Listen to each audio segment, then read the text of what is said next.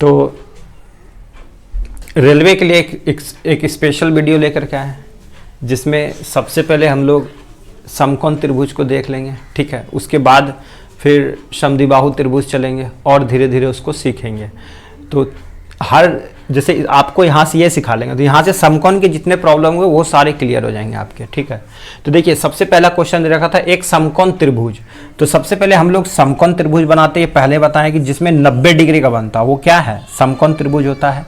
एक समकोण त्रिभुज में ज्यामितीय आधार से लंब 4 सेंटीमीटर बड़ा है और कर्ण उससे भी 4 सेंटीमीटर बड़ा हो तो कर्ण की लंबाई ज्ञात करो। ये क्वेश्चन दिया गया था और ये पूछा गया क्वेश्चन है 18/1/2019 को शिफ्ट 3 में रेलवे के एग्जाम में ये पूछा गया क्वेश्चन है।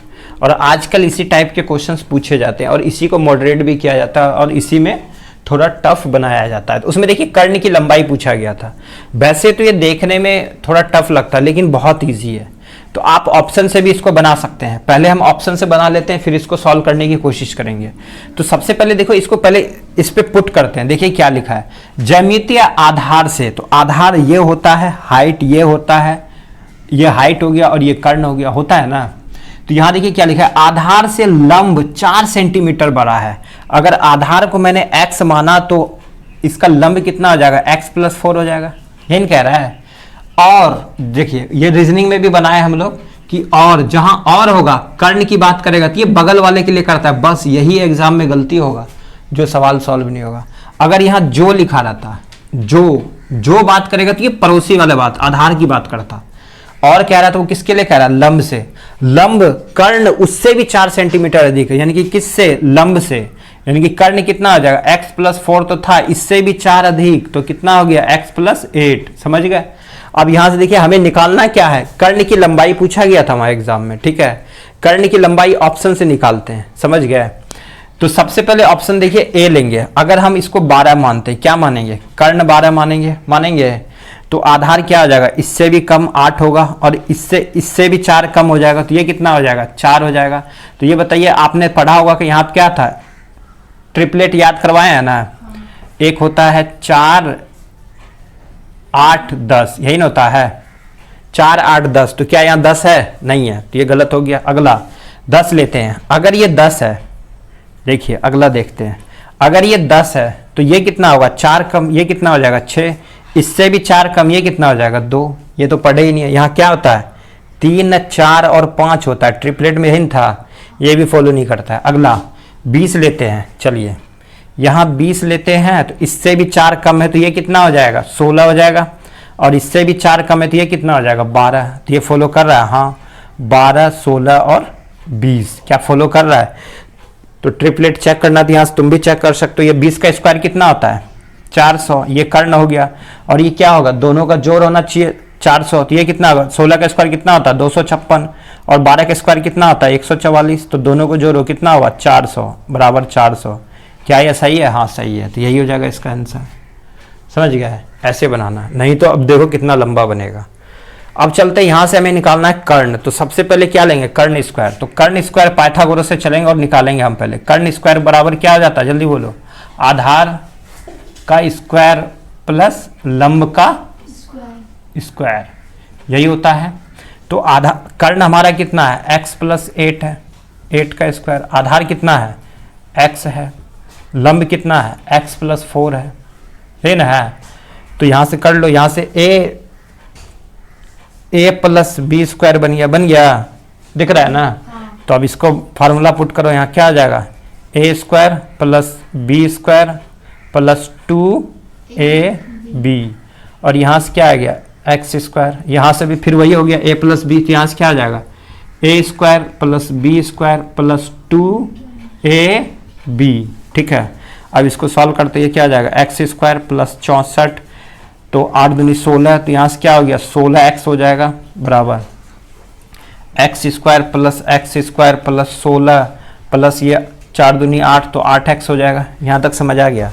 अब देखो ये इक्वेशन से एक है, इसको इधर लेकर के इसको 0 मान सकते हैं, तभी तो इक्वेशन निकलेगा। तो ले लो इन सभी को एक साइड, x² प्लस, तो किधर ले जाओ, उधर ले जाओगे, इधर ले, जिधर भी लेना चाहो, 64 + 16x, और यहाँ से देखो ये प्लस में तो इधर क्या हो जाएगा माइनस में हो जाएगा, ये प्लस में तो इधर आके क्या हो जाएगा, माइनस में हो जाएगा, ये भी प्लस में तो इधर आके माइनस हो जाएगा, ये भी प्लस में तो इधर आके माइनस हो जाएगा, बराबर 0। सेम कोई है क्या, हाँ ये और ये सेम है, कट जाएगा। और कोई सेम आ रहा है, नहीं आ रहा है, तो यहाँ से कितना हो गया 64 + 16x और ये माइनस का x², अब जो 16 - 8x। अब x वाले को एक साथ कर लेंगे, x यहाँ है, तो पहले इसको ले लेंगे, तो यहाँ क्या हो जाएगा -x² और प्लस और माइनस माइनस हो जाएगा, लेकिन प्लस का चिन्ह आएगा तो 8x। यहाँ से 64 प्लस और ये माइनस है तो प्लस का चिन्ह आएगा, तो इसमें से ये घटिया कितना हो जाएगा, 14 में से 6 गया 8 और यहाँ पे 5 बचा, 5 में से 1 गया तो 4। अब यहाँ देखो कोई दिक्कत हो रहा है, तो यहाँ x है बराबर 0 हुआ ना, तो क्या करोगे यहाँ x को बाहर ले लेते हैं, तो यहाँ क्या बचेगा माइनस और प्लस माइनस और प्लस माइनस, ठीक है, बराबर 0। अब इसको यहाँ कितना बचिया हमारा x² - 8x और -48 बराबर 0। अब इसको हमने कैसे फैक्टर किए थे, सीखे ना बहुत सारा।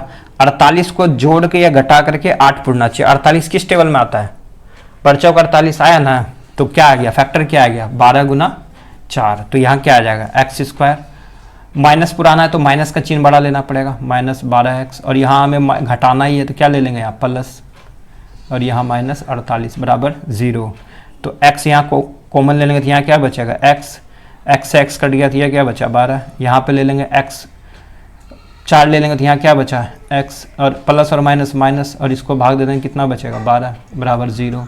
तो ये क्या आ गया, एक फैक्टर ये आ गया बराबर 0 और ये एक फैक्टर ये आ गया बराबर 0। तो यहाँ x की वैल्यू कितनी आ गई -4 और ये x की वैल्यू कितनी आ गई 12। कभी भी हम माइनस नहीं लेते तो ये तो फॉलो करेगा नहीं करेगा। हमारा x की वैल्यू कितना आ गया 12, तो x अगर 12 आ गया, 12 हमारा x की वैल्यू आ गया, तो ये इससे 4 अधिक तो ये कितना आएगा 16, फिर कर्ण कितना आएगा 20, तो हमारा आंसर क्या आ गया 20। समझ आया। तो एग्जाम में आप ऐसे बना सकते हैं, है ना, लेकिन शॉर्ट फॉर्म में चलना है तो ऑप्शन से चलोगे, ये धीरे धीरे अप्लाई कर पाओगे जब अधिक से अधिक क्वेश्चन बनाओगे तब। समझ आया। चलो अब चलते हैं आधार की लंबाई। तो आधार की लंबाई हम लोग निकाल चुके हैं, तो इसका आंसर कितना 12, इसका कितना 20। लंब की लंबाई हम तो त्रिभुज का क्षेत्रफल क्या होता है बताए थे, समकोण त्रिभुज का क्षेत्रफल क्या होता है हाफ इंटू आधार गुना लंब। तो आधार कितना निकला हमारा 12, लंब कितना निकला 16, तो बस इसको कटा दो, 2 एकम 2, 2 छिक 12, 16 बोलो जल्दी 16 96। तो ये आ गया हम सबका आंसर। समझ गए। इसके अलावा कुछ नहीं पूछता है, समकोण त्रिभुज में कुछ नहीं पूछेगा, ये पूछने का तरीका अलग था, बस ये समझना है। और पूछेगा तो बगल वाले के लिए, जो पूछेगा तो इसके लिए कहेगा। बस ये लैंग्वेज का सवाल है और रेलवे ऐसे ही पूछता है, लैंग्वेज में फंसाता है। लैंग्वेज को धीरे धीरे सीखेंगे तो आपके लिए फर्स्ट क्वेश्चन लाए थे, तो आप लोग बताएंगे यह क्वेश्चन कैसा लगा। आप चाहे तो इसका शॉर्ट स्क्रीन ले सकते हैं और इसके ऊपर प्रैक्टिस कीजिए, जिस तरीके से बताएं वैसे प्रैक्टिस कीजिए। ज़्यादा सोचिए कि ऑप्शन से प्रैक्टिस करें जिससे आपका टाइम बच सके। और जिसमें आजकल तो रीजनिंग भी ज़्यादा पूछा जाता है, तो रीजनिंग पे आप टाइम दे सकते हैं, उसको सोच सकते हैं।